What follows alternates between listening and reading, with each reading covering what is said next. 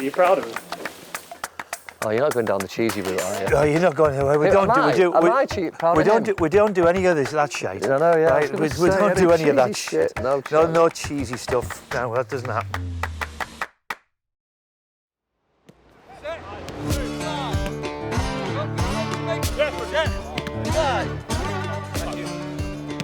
Take care of that touch. I don't want to see this. And round the other way. What we're going to do as we go through it, this is going to replicate some finishing and last this defending. Brucey's fragile, so just be nice to him. Right, in you come. Should be a goal scorer or slide tackler. Fucking goal scorer. Callum go pink, Brucey as a forward go pink. Right? Right, listen in. You playing Brucey? I'm in, mate. So I'll play into a green. Said there was a lack of quality, so they needed me to step in just to raise it up. You feeling all right today? I'll let you know in about 10 minutes. Yes, finish! Come right away. Right! Oh, break light! Yes! Come and defend! Yes. Great defenders! Oh, you got this slide one through. 5, 4, 3, 2, 1! And we're recovering, one more set to go! What do you think the Brucey's finishing, Paul? Bang average. Yes! Make him kneel! Recover! Get that. Like I said, I've only really known him for a very short period of time, and since we've sort of got a little bit closer, he's one of the best people I've met in football. Doesn't surprise me when you meet his mum and dad, the way he is. He's one of the best. I think sometimes we all have a laugh and a joke, and we're all taking the mickey out of each other every now and then, but when it comes down to it, you're not going to meet a more serious person. I probably argue with him more than my missus, really. I think because if you don't debate each other and if you don't challenge each other, I think you don't have the right person working with you. For instance, the other day we were making a substitution and we were 0-0 at home to Cambridge. I wouldn't go one sitter, Gaff. Why? I just think that they've got. I think the shapes are. If he stays there, we have 2-8. We'll get them a fucking bit higher, do you know what I mean? I said, we'll put a striker on. He said, yeah, but if we get him at this side, and I said, listen, I just think when we're drawing, I want to have most of my strikers on the football pitch to challenge the opposition in the best possible way. And he went, you sure? I went, yeah.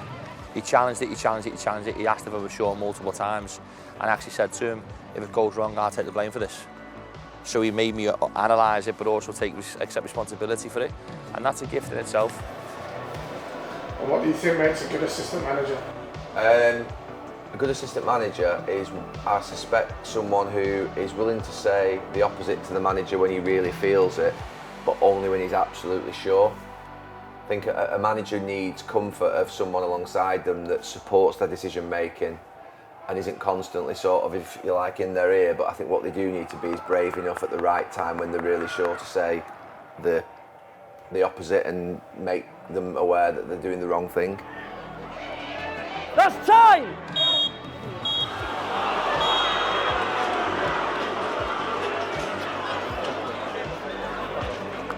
And how important is he to the success of this team? Huge. He's so important to the football club. I'm doing it serious, Cal. 1-2 on 2, 2 on 2. Don't shit yourself. Don't shit yourself, Brucey. Going wide. Ah! Go and run to the camera and go, give us a celebrate, give us your Gorkarez. There he is.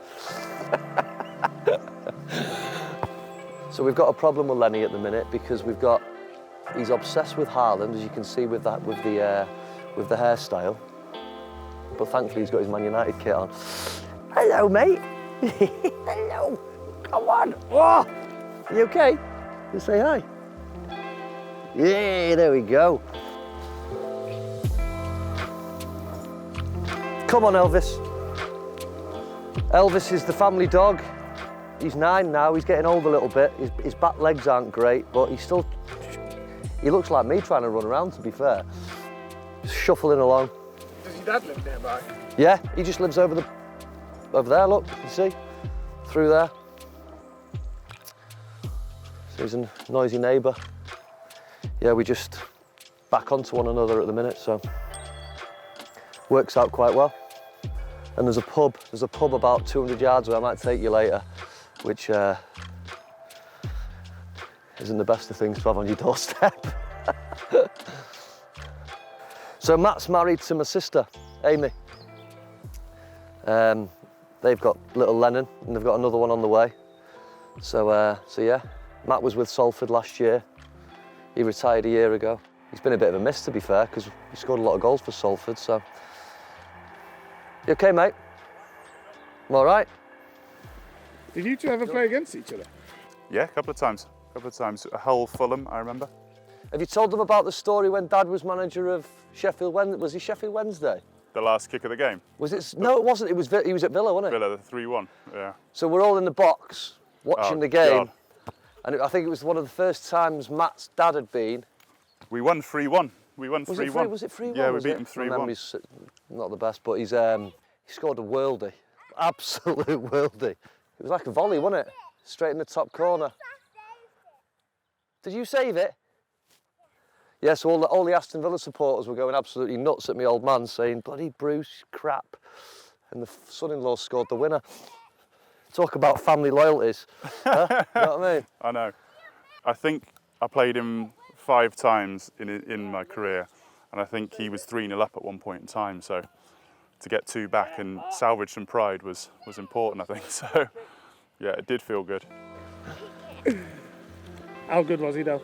I was very good. You don't play, 60, 70 times in the Premier League if you're not good enough. That's just a fact, So, FA Cup final, multiple promotions, speaks for itself.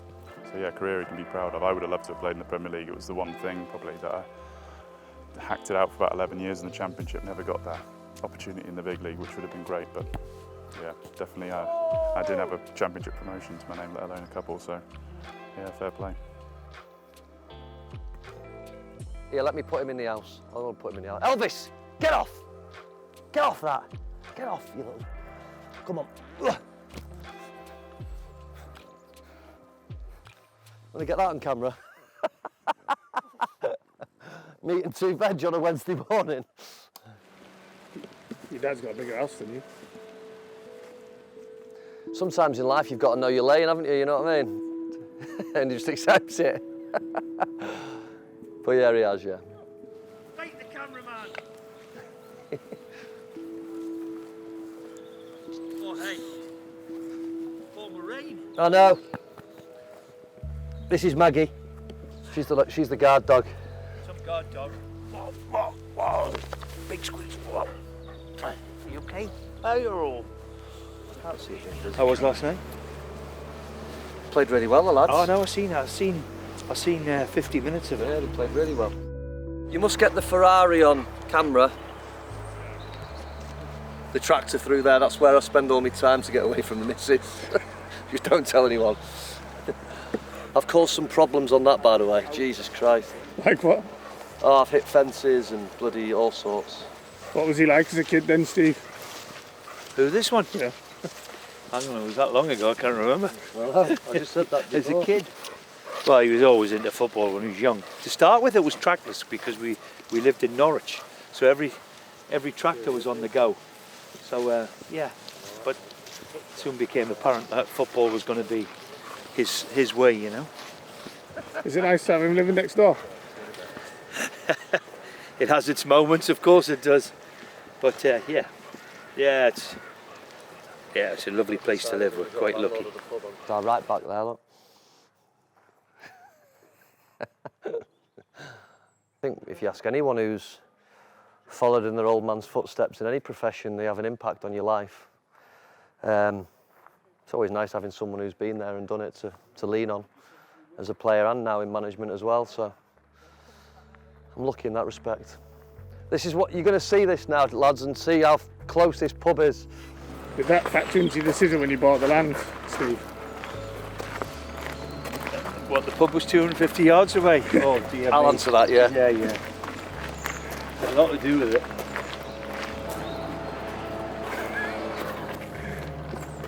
Come on, big boy. Come on, big boy. roll as well, please, if that's all right. Make that 2, make that 3. 3, 4. Anybody else want 4? 4 bacon rolls, please. And the goalie one. Yeah, Who's your favourite player for Salford? 2 and number 9. Number 2 and number Who's 9. number 29? 29. Oh, that. Garbs. Garbs. Garbit, is he your favourite? Did you ever go back to any old teams as a manager, Steve? As a manager? I've been to that many, by the way. I've got a chance to have gone back to a few. You've had a few tasty ones. I remember when you were manager of Birmingham, you went back to Palace. You left there under a bit of a dark cloud, didn't you? Oh, yeah. That was a bit naughty. Did we win? Can't remember. It was that long ago. Can't remember. It was that long ago. And of course I did both Sheffield clubs, although not for long. Both North East clubs. Wow. I think it could only be me, I suppose. Yeah. Did you guys ever have any bust-ups when you worked together, when your dad was managing you? I dropped him once or twice. He wasn't very happy. Yeah. I used to salt when he left me out. It was quite easy. Listen, it's never easy when it's your ladder, because nepotism comes into it, and the thing about him is he did quite well. He played when we eventually spent a lot of time was at Hull, and of course the 4 years at Hull was, looking back, arguably as good a time as what I've had, really. So yeah, and he did. What did you play? 120 times or something? Something like that. 130 times. So thankfully easier, he could play a little bit, which always helps a little bit. It's easier when you're successful. If we had a bad time there, it would have been a bit of a nightmare. Yeah, of course. Yeah. But yeah, he's Oh, not that much. Tell the truth. Who comes more, me or Dad? Who do you think? Do you know what? It was funny the other day. He said to me, "Do you fancy a quick one?" It was a Friday night, and I says, "All right, I'll come for a quick one." We walked in, and it was about 4:45, and they all said, "Oh, fancy seeing you again." He'd already been in. Who? He'd been in at lunchtime, that was and he my made fault. out as if we were coming back, and he was coming back in. That may have been my fault. Was that your fault? Of Yeah. course, I said, oh, here he is again, you said. If my mum finds out, there'll be hell on. See you soon. Thank you. Bye-bye. See you, pal. Send me a photo. Right, I'll call you. see you, Biggie. I might come and see you later. Steve, what did you look for in an assistant manager? An assistant manager. Well, first and foremost, you need to trust him. That's for sure. And I was always looking for somebody who would predominantly want to be a coach when I employed him, and I worked with some great lads who helped me over the years. But yeah, that's what I look for, somebody who could every day and be responsible for the training ground, really, because I think that's the most important part, you know. So that's what I've always tried to look for. And how much have you learned from your dad? I think you learn a lot, don't you? Especially, I think anybody who's been in it a long time in any industry, you're going to pick up things and you're going to learn a lot. I think I've learned a lot in terms of How to get sacked over the last few years. over the last couple of years. It's part and parcel of it now. When you go into it, you can guarantee you're going to get the sack at some point. But yeah, I've had ringside seats to what management is and what it entails and what it embroils and all the ups and the downs. I don't think anybody realises of what it entails until you actually do it. Until you actually get to the coalface, and you can do as many coaching badges, seminars, the whole thing. Yeah. Until you get in front of it, or assistant or a manager, that basically you have to win on a Saturday. Yeah. And it's a difficult gig, yeah. Really difficult gig. But you're proud of him? But of course I am. Yeah, of course. Of course. He set the bar quite high as a player to kind of like eclipse him, you know what I mean? Being captain of Man United, but in management I might be able, you never know. He set the bar quite high there as well, so I think I'm goosed either way. Well, if you have 12 clubs or something like that, then you're going to be in it a long, long time. And then you're going to end up sad, bitter and twisted like I am. No, well. These days. No? No, it's fantastic just to be in it. And as I said, how lucky. And now you've got an opportunity, so let's hope it works out. Yeah.